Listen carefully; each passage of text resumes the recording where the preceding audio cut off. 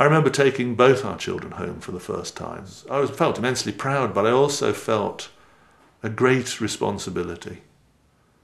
And it was a responsibility that I was happy to take on. But nevertheless, it didn't bow me down. It wasn't a great weight on my shoulders. But I was aware of a responsibility which I hadn't had before. That was the first moment that I thought, oh, now I have to be responsible. I didn't think it, I felt it. I felt the responsibility. When I phoned my parents up and told them that our daughter had been born, I felt that my father was pleased, but he wasn't being particularly demonstrative. He didn't have the words, but he didn't have the emotional vocabulary either to say anything, really. And my mother was pleased, but I felt that she was... I felt that my mother identified with Vicky more than she identified with me. That it was a woman thing had happened, and that I was,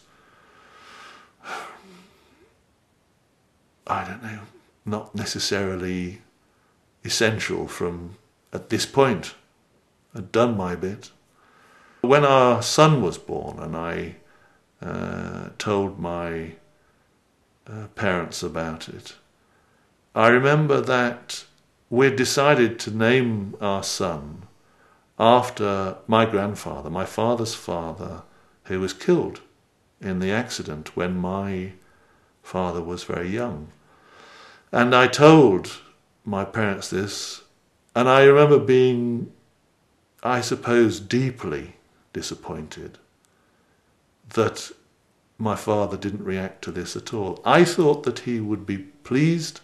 I'm sure he is pleased. I'm sure he's pleased and made happy by this acknowledgement of his grandfather. But it never came out, and it wasn't that it was hurtful, but it was difficult to accept. The female hangers-on after the birth, I found them a complete pain. We had a health visitor who, I think everybody gets one, who comes round and makes sure that you're actually feeding the baby right and keeping it warm and all the rest of it. And then there was my wife's mother and a friend of my wife's, and we had a woman GP. And really, I just wanted them to disappear and leave us three alone together and stop bothering us. And at one point, actually, I virtually shooed them all out of the house, and for which I got, a severe telling off from my mother-in-law. But I felt that we were being interrupted, that we were being oppressed in a way, and that they were butting in on something that should have been very, very private and special for us. After about 6 weeks, I think it was, we had to take our daughter for a series of injections, the standard ones, whatever they were. And it was a lovely sunny day, and Vicky, my partner, didn't want to go because really she's afraid of needles, and the last thing she wanted to do was sit there and watch somebody stabbing a needle in our baby's arm or bottom or whatever. And so I went with the baby, and as I walked into the doctor's surgery, the doctor, the GP, who was a woman, said, "Oh, where's the mother? I suppose she's gone back to work." I went apoplectic. So just gave us such a telling off. Apart from, well, I mean, why shouldn't I, as a father, take our child?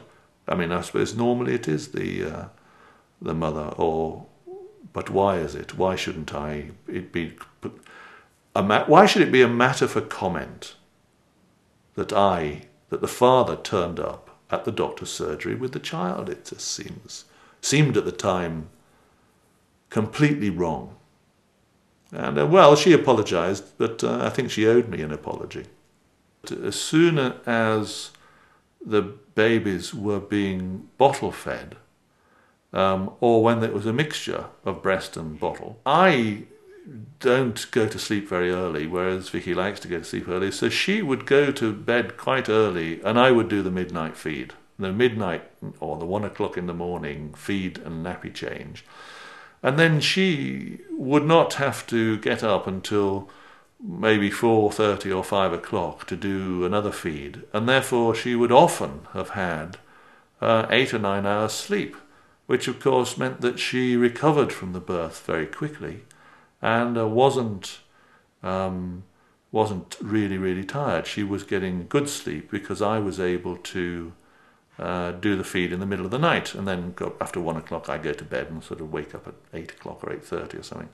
So that seemed to me to be a very good way of arranging things to stop the mother getting so tired. I did help with the nappies and the bathing and all those things, and what I found was that I was perfectly happy to do it and able and willing to change nappies as long as I had everything neatly laid out in front of me. What I needed was a high table. In fact, I had a chest of drawers so that I didn't have to bend over because I have a bad back. So I didn't want to be bending over and getting a terrible backache while I was doing it. And I had to have everything to hand, the cotton wool and the tissues and the whole thing all laid out before me so I could pick it up. What I find amazing, and you often see women doing it, where they're changing a nappy while sitting sideways on in a chair or in a bus or something, and they're doing it on their lap with one hand while holding a bag with the other or something, and it just seems astonishing to me that they can do it. I had to have a good, firm, working platform and everything to hand, and then I was okay. But of course, I just sorted that out, and then I was more than happy to do it.